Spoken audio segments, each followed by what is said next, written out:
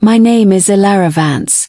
Just 3 months ago, I was forced to watch my supervisor, Cordelia Brightwell, systematically dismantle what she arrogantly dismissed as nothing but a collection of spreadsheets and frivolous client chatter. She stood directly behind my desk, announcing to the 23 members of our department, who were all locked in the conference room, that my year of focused effort was worthless corporate garbage. Then, with a cold, vindictive click, she pressed delete, while every single person stared in stunned silence. What she thought she was erasing was evidence of my inefficient methods. What she actually obliterated was the invisible, crucial foundation that had been holding our entire consulting firm together. And that is precisely why, when my phone vibrated 30 seconds later with a job offer exceeding $500,000, I realized that Cordelia had, in her blinding arrogance, just handed me the most elegant and satisfying weapon for destruction I could have ever dreamed of. Before I take you through the exquisite details of watching her self-inflicted panic, the sweetest professional moment of my entire life, please take a moment to hit that like button and subscribe. Because the journey I'm about to share will prove how one moment of unchecked managerial cruelty can backfire in ways that seem utterly impossible until they unfold right in front of you. Trust me, you need to hear every single detail of this slow, devastating professional implosion to truly appreciate the final act. We need to go back to where the roots of this revenge story were quietly established. 18 months prior, I had joined Apex Stratagem as a client relationship coordinator. The job description was deliberately dull. Maintain communication logs, schedule follow-ups, track satisfaction metrics. What they conveniently omitted was that the company was bleeding major accounts faster than the executive team wanted to acknowledge, and the person before me had quit after only 4 months without so much as an email goodbye. From day one, Cordelia made it explicitly clear that she viewed my role as a bureaucratic placeholder, unnecessary overhead. She was one of those managers whose entire professional identity was built on the belief that business relationships were purely transactional. Send the invoice, deliver the service, collect the payment, repeat. The notion that clients might actually desire human connection, warmth, or recognition was entirely foreign to her systematic, cold-blooded approach to everything. But in those initial weeks, I saw a profound disconnect in the client files. They were page after page of sterile communication logs that read less like human dialogue and more like robotic transactions. There was no personality, no shared context, and absolutely no indication that anyone at Apex had ever bothered to learn anything remotely personal about the people who were entrusting us with hundreds of thousands of dollars every month. So, I started implementing a strategy that felt radical in that highly technical environment. I began treating our clients like actual, complex human beings. When Mr. Silas Thorne, who ran a medium-sized logistics firm, casually mentioned during a routine call that his daughter was applying to art school, I made a small, internal note. 3 weeks later, I followed up asking if she had heard back from her top choice. He was genuinely taken aback that someone remembered. He spent 20 minutes on the phone not just talking about his daughter, but also detailing his expansion plans for the coming quarter.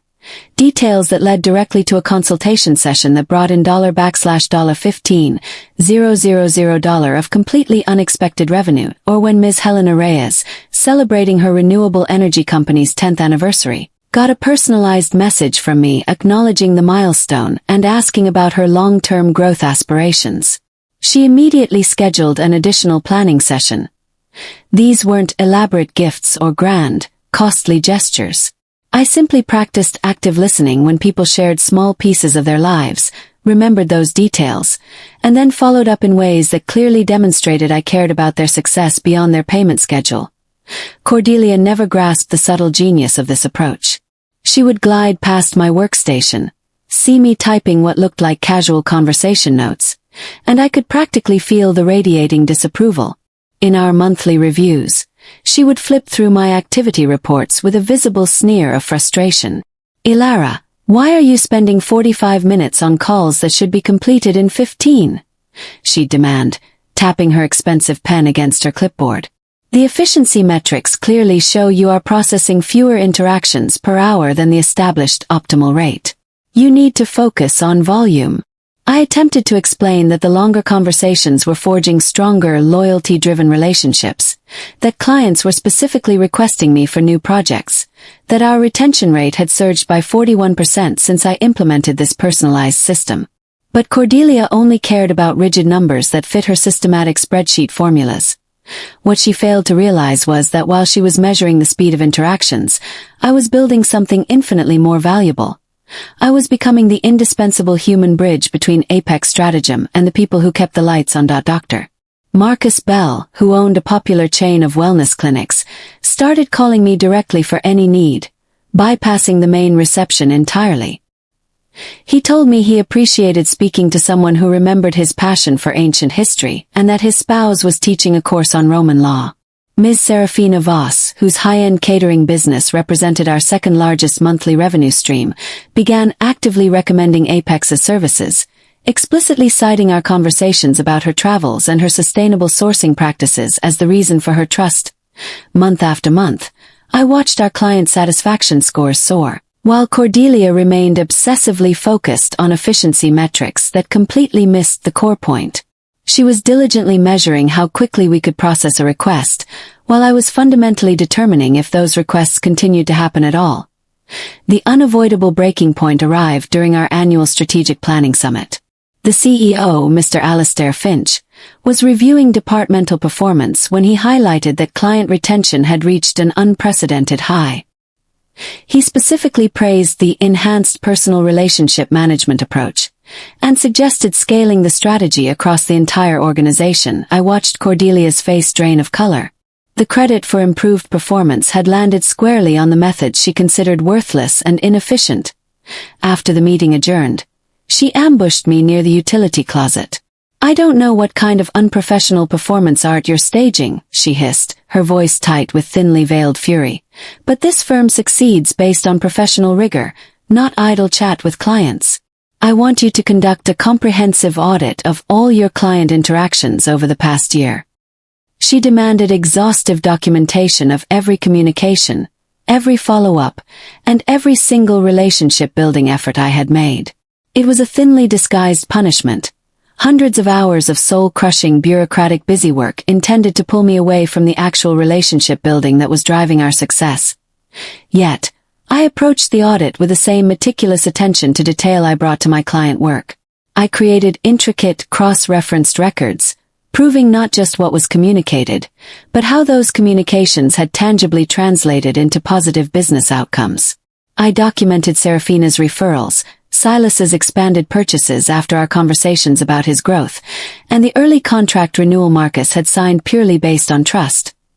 The final audit was 53 pages of irrefutable proof. My personal human-centric approach to client relations was directly responsible for generating over $$240,000 in additional, documented revenue. Every casual check-in about a weekend or a family celebration had fundamentally strengthened business ties that our rivals, with their generic professional approach, simply couldn't touch. I was immensely proud of that document. It represented a year of genuine, meaningful connections that had genuinely transformed how Apex Stratagem related to the people who trusted us, which made the sequence of events that followed even more devastating. Cordelia called a mandatory department-wide meeting one late Tuesday morning. She announced we would be reviewing client relationship protocols and that my audit would serve as the case study. I naively assumed she was finally ready to publicly concede that my personal touch was driving the improved numbers. Instead, she directed me to display the complete audit files on the main screen for the entire department to observe. Then, she began dissecting every personal note, every communication detail, and every relationship-building effort as evidence of inappropriate and unprofessional boundary violations. "This is precisely the kind of egregious inefficiency that erodes our service standards," she sneered, scrolling through months of my careful documentation. "Personal chit-chat about pets, family, and hobbies has absolutely no justifiable place in high-level business communication. These files represent a complete failure to maintain appropriate professional distance." I felt the burning shame rising up my neck as 23 colleagues watched her systematically dismantle the work that had generated substantial, measurable revenue for our company. She was showcasing my greatest professional achievement as a cautionary tale of what not to do.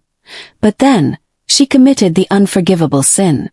She navigated to the directory containing my complete audit database. Every client note, every relationship detail, every conversation record that proved the ROI of my personal approach. Her finger hovered over the delete option while she continued her self-righteous lecture on professional standards. This entire approach is not just inefficient, it is corporate garbage, she declared, her hand steady above the mouse.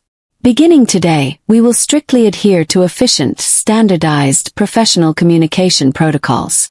And with a cold, sharp click, she deleted it. I watched a year of meticulously built relationships and documented success disappear from the screen.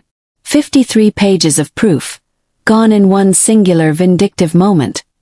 The conference room fell into an echoing silence. Cordelia turned away from the blank screen with a self-satisfied expression, fully expecting me to accept the public humiliation and quietly begin adhering to her preferred, rigid methods. But she had committed one monumental, career-ending miscalculation. While she had destroyed the documentation, she had not destroyed the relationships. The clients who trusted me, who called me directly, who had willingly shared personal details about their lives. Those crucial connections existed in their hearts and minds, not on Apex Stratagem servers. And apparently, some of those connections had been tracking the internal dynamics of our company far more closely than anyone realized. My phone started vibrating before Cordelia had even finished explaining her new efficiency protocols. The caller ID showed Veritas Solutions, a new dynamic consulting firm recently launched by 3 impressive former executives from a major competitor. I calmly excused myself from the room, my hands still faintly shaking from the adrenaline of watching my work erased. Elara, the voice on the other end said immediately. We've been quietly observing the situation at Apex for a while, and we need to talk now. The conversation that followed would change the trajectory of my entire career. Veritas Solutions had been carefully monitoring Apex's sudden, dramatic increase in client retention, and knew exactly who was responsible for the loyalty driving those major accounts. They had been planning to approach me for months, but watching Cordelia's public, hostile destruction of my audit files convinced them the moment was now perfect.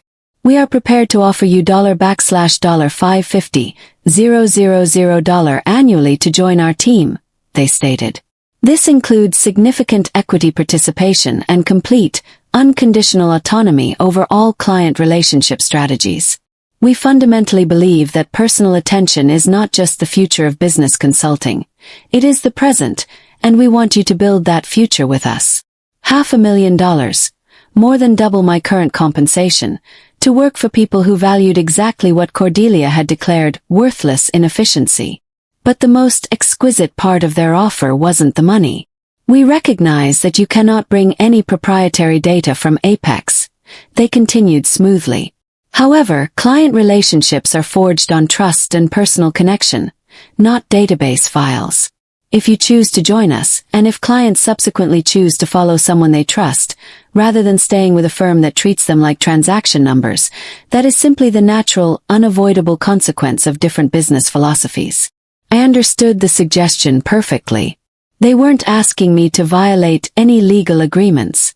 They were simply stating that if I resigned from Apex, and clients decided they much preferred working with someone who remembered their dog's mobility issues or their daughter's college acceptance, that was entirely their decision to make. When I walked back into the conference room, Cordelia was still lecturing about the critical necessity of professional efficiency standards, while my former coworkers stared at their notebooks, clearly uncomfortable and avoiding eye contact. She noticed my return and paused her tirade, a look of expectant authority on her face. Do you have questions about our new communication protocols, Elara? She asked, challenging me. I surveyed the room, the colleagues I had worked with for 18 months, the blank screen where my life's work had been displayed and then decimated, and finally, Cordelia's expectant, smug expression. Actually, I said, my voice steady and clear despite the roaring adrenaline. I have an announcement to make. What happened next became the single most satisfying moment of my professional existence. But the full, devastating reveal will have to wait for the next part of this story, because the revenge that followed was so perfectly orchestrated by Cordelia herself that you absolutely need to hear the precise details of how her own single, vindictive action created the unstoppable domino effect that brought down everything she thought she was protecting. The pure, distilled beauty of what unfolded was not that I had planned an elaborate scheme to hurt her or the company. The beauty was this. By publicly deleting my relationship-building work, she had just eliminated the single crucial thing that was preventing our biggest clients from walking away. She believed she was erasing inefficient documentation. What she actually deleted was the bedrock of customer loyalty that took a year to build, and which would completely vanish in a matter of weeks. And when my phone rang with that $500,000 offer, I realized she had just handed me the key to the most elegant, quiet, and unavoidable revenge possible. Simply stepping back and letting natural consequences unfold while she watched everything she thought she controlled crumble forever. I am resigning from Apex Stratagem, effective immediately, I stated, my voice ringing with finality. I will be joining Veritas Solutions as their Director of Client Relations.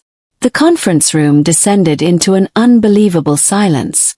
The hum of the ventilation unit was suddenly loud. A colleague's nervous pen clicking was the only other sound. Cordelia's expression went from triumphant satisfaction to confusion, and finally, to something that looked suspiciously like raw, panicked fear. You can't simply quit in the middle of a department meeting, she stammered, clearly thrown off her calculated script. There are protocols, notice requirements, transition procedures. Actually, I countered, pulling out my phone to display the digital contract offer I had just received. My employment agreement permits immediate resignation in cases of professional misconduct or hostile work environment. Having my documented work publicly deleted and being systematically humiliated in front of my colleagues qualifies on both counts. Mr. Finch, the CEO, who had been observing quietly from the periphery, stepped forward tentatively. Perhaps we should discuss this privately, Elara, before any hasty decisions are finalized. But I was finished with private diplomacy. Cordelia had chosen to publicly humiliate me, and she would experience the professional consequence just as publicly. There is nothing left to discuss, I said firmly, gathering the few personal effects from the conference table. My decision is final. Formal paperwork will follow within the hour. As I moved toward the exit, 23 pairs of eyes tracked me. Some of my former coworkers looked genuinely shocked, others looked deeply impressed, and a few looked like they were already reconsidering their own career options. Cordelia called after me, her voice now high-pitched and strained. You are making a colossal mistake. Veritas Solutions is an unproven startup. You are throwing away corporate security for some delusional fantasy that relationship building is more critical than professional standards. I paused at the doorway and turned back to face her one last time. We'll see which philosophy proves more valuable, Cordelia.